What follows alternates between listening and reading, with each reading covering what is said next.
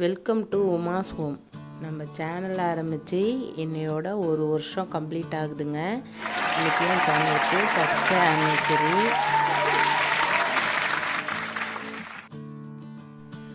ரொம்ப ரொம்ப ஹாப்பியாக இருக்குங்க.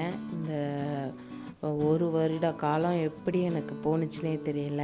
யூடியூப் எனக்கு நிறைய விஷயத்த கற்றுக் கொடுத்துருக்கு. நான் யூடியூப் சாதாரணமாக நான் பார்க்கும்போது எனக்கு அதில் இருக்கிறதெல்லாம் ஒன்றும் தெரியாது. சாதாரணமாக ஒரு வீடியோ எடுக்கிறாங்க, போடுறாங்க, அதை நம்ம பார்க்குறோம், செய்கிறோம் அப்படிங்கிற மாதிரி தான் நான் ரொம்ப நாள் பார்த்துட்ருந்தேன்.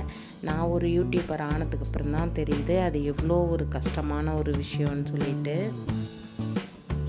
எவ்வளோ கஷ்டமாக இருந்தாலும் நீங்கள் கொடுக்குற இந்த சின்ன சின்ன கமெண்ட்ஸ் எல்லாம் எங்களுக்கு அந்த கஷ்டத்தை தெரியாமல் பண்ணிடுது. என்னோடய யூடியூப் ஃப்ரெண்ட்ஸ் நிறைய பேர் எனக்கு நல்ல நல்ல கமெண்ட்ஸ் எல்லாம் கொடுக்குறீங்க. வியூவர்ஸும் நீங்களும் கொடுத்துட்டு தான் இருக்கீங்க. வெறும் வியூவர்ஸாக இல்லாமல் சப்ஸ்கிரைப் பண்ணிவிட்டு எனக்கு சப்போர்ட் பண்ணுங்கள். நிறைய பேர் சப்ஸ்கிரைப் பண்ணாமல் பார்த்துட்ருக்கீங்க. இனி என் சேனலை எல்லோரும் சப்ஸ்கிரைப் பண்ணிவிட்டு பாருங்கள். அப்போ தான் நான் போடுற வீடியோஸ்லாம் உங்களுக்கு நோட்டிஃபிகேஷனில் வரும். நான் இந்த ஒரு வருஷத்தில் நிறைய வீடியோ போட்டிருக்கேன். 150 வீடியோவுக்கு மேலவே போட்டிருக்கேன். என் சேனலை போய் பாருங்கள், விசிட் பண்ணி வீடியோ, ஹோமு எல்லாமே போய் பார்த்தீங்கன்னா ப்ளேலிஸ்ட்லலாம் நிறைய பிரித்து வச்சுருக்கேன். அதில் நீங்கள் போய் பார்த்தீங்கன்னா தெரியும். இந்த ஒரு வருஷத்தில் எனக்கு யூடியூப்பில் நிறைய ஃப்ரெண்ட்ஸ் நிறைய கிடச்சிருக்கீங்க. எனக்கு இது ஒரு உலகம் மாதிரி இருக்குது. ரொம்ப ஹாப்பியாக இருக்குது. என்னோடய வீட்டில் எல்லோரும் எனக்கு ரொம்ப ரொம்ப சப்போர்ட்டுங்க. ஹஸ்பண்ட், என் பிள்ளைங்க எல்லாருமே நிறைய ஹெல்ப் பண்ணியிருக்காங்க vlog பண்ணுறதுக்கு. நிறைய என் பெரிய பொண்ணு எனக்கு தம்ப்நெயில் க்ரியேட் பண்ணுறதுலேருந்து, டிஸ்கிரிப்ஷன் எழுதுறதுலேருந்து ரொம்ப எனக்கு ஹெல்ப் பண்ணியிருக்கா. சின்ன பொண்ணும் நிறையா நீங்கள் பார்த்துருப்பீங்க, வீடியோலலாம் நிறைய வந்திருப்பாங்க.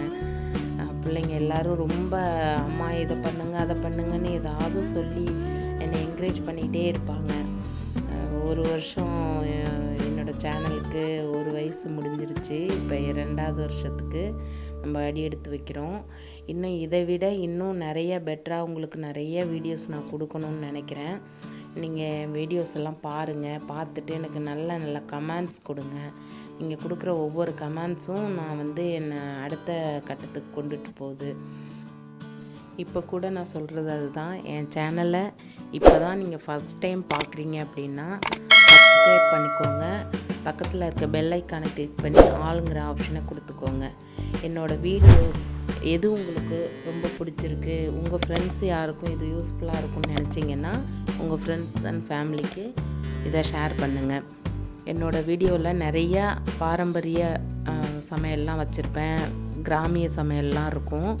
எல்லாம் போய் பாருங்கள், உங்களுக்கு பிடிச்சிருக்கும் கண்டிப்பாக. உங்களுக்கு இருக்கிற நிறை குறைகளை எனக்கு கமெண்ட்ஸில் சொல்லுங்கள். நெக்ஸ்ட்டு என்ன வீடியோ கொடுக்கணுங்கிறதையும் எனக்கு ஒரு ஐடியாவாக கொடுங்க. நீங்கள் கொடுத்தீங்கன்னா கண்டிப்பாக நான் அது மாதிரி உங்களுக்கு கண்டிப்பாக செஞ்சு கொடுப்பேன். இந்த ஆனிவர்சரியை செலிப்ரேட் பண்ணுற மாதிரி நான் இன்றைக்கும் ஒரு ரெசிபியோடு வந்திருக்கேன். கடல் பாசி வச்சு ஒரு புட்டிங் செஞ்சுருக்கேன். எப்படி இருக்குன்னு பாருங்கள். இதுக்கு தேவையான பொருள் இது ஜெல்லி எடுத்திருக்கேன். ஃபஸ்ட்டு நம்ம ஜெல்லியை ரெடி பண்ணிவிட்டு அடுத்தது நம்ம கடல் பாசி செய்யலாம். இது மாதிரி கடையிலே நம்மளுக்கு ரெடிமேடாக விற்கிது. இந்த ஜெல்லி பவுடரை வாங்கி ஹாட் வாட்டர் ஊற்றி நம்ம அதை ஃப்ரீஸ் பண்ணிக்கலாம். இந்த ஜெல்லியில் அந்த பாக்ஸில் 450 ml வாட்டர் சேர்க்க சொல்லியிருக்காங்க. நான் 250 ml தான் சேர்த்துருக்கேன். ரொம்ப தண்ணி அவங்க சொல்கிற அளவுக்கு நம்ம தண்ணி சேர்த்தோம்னா அது கரைஞ்சிருது. அப்படி இருந்துமே இந்த புட்டிங் எனக்கு கொஞ்சம் கரைஞ்ச மாதிரி தான் இருந்துச்சு. ஆனால் ஓரளவு பரவாயில்லை. நீங்கள் இதை நல்லா ரூம் டெம்பரேச்சர் கொண்டு வந்துட்டு ஃப்ரீஸ் பண்ணிடுங்க. அடுத்து சைனா கிராஸ் எடுத்திருக்கேன். இது நம்ம புட்டிங் பண்ணுறதுக்கு ரெடி பண்ணிக்கலாம். இதை நான் இந்த மாதிரி நூல் மாதிரி இருக்கும். இதை குட்டி குட்டியாக கட் பண்ணி இதையும் ஹாட் வாட்டரில் நம்ம ஊற வச்சுக்கலாம்.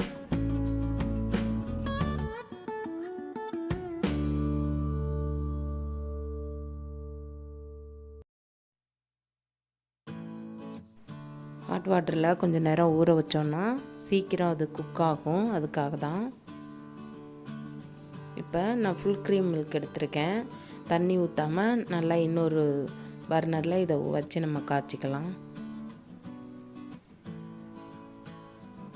இன்னொரு பர்னரில் நம்ம வந்து அந்த ஊற வச்ச சைனா கிராஸை இதில் ஊற்றி வேக வச்சுக்கலாம். நல்லா கரையிற வரைக்கும் இதை அப்படியே கிண்டி விட்டுக்கிட்டே இருக்க வேண்டியதான். ரொம்ப ஈஸிங்க இது.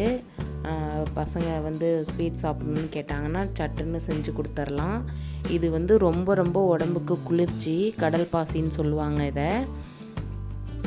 இது வந்து நம்ம இப்போ பாலில் செய்கிறோம். பால் இல்லாமலும் நம்ம தண்ணியிலே கூட இதை செய்யலாம். பால் நல்லா காய்ச்சி வந்தோடனே நம்ம அது கூட சுகர் ஆட் பண்ணி நம்ம காய்ச்சிக்கலாம். 1/2 லிட்டர் பாலுக்கு 150 கிராம் சுகர் எடுத்திருக்கேன். இப்போ அதை சேர்த்துக்கலாம். நல்லா சுகர் கரைஞ்சோடனே அந்த அடுப்பில் வச்சு நம்ம கரைச்சி வச்சுருக்க கடல் பாசியை இதில் சேர்த்துக்கலாம். பால் கூடவே அதை சேர்த்தோன்னா சம்டைம் திரிஞ்சிரும். அதுக்காக தான் தனியாக நான் காய்ச்சி அது கூட சேர்க்குறேன்.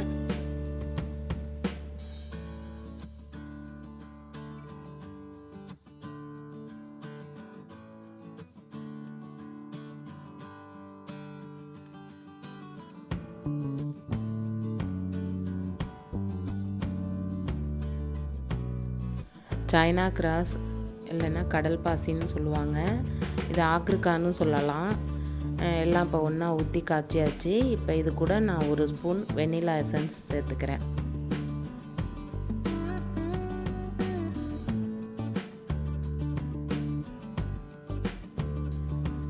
வெனிலா எசன்ஸ் சேர்த்த உடனே நம்ம கொஞ்சம் நேரத்தில் அடுப்பை ஆஃப் பண்ணி பால் நல்லா ரூம் டெம்பரேச்சருக்கு வர்ற வரைக்கும் நம்ம இதை நல்லா சில்லுன்னு ஆறுற வரைக்கும் வச்சிடலாம். இப்போ ஜெல்லி ரெடி ஆகிடுச்சி. அதை நம்ம ஃப்ரீசர்லேருந்து எடுத்துட்டோம்.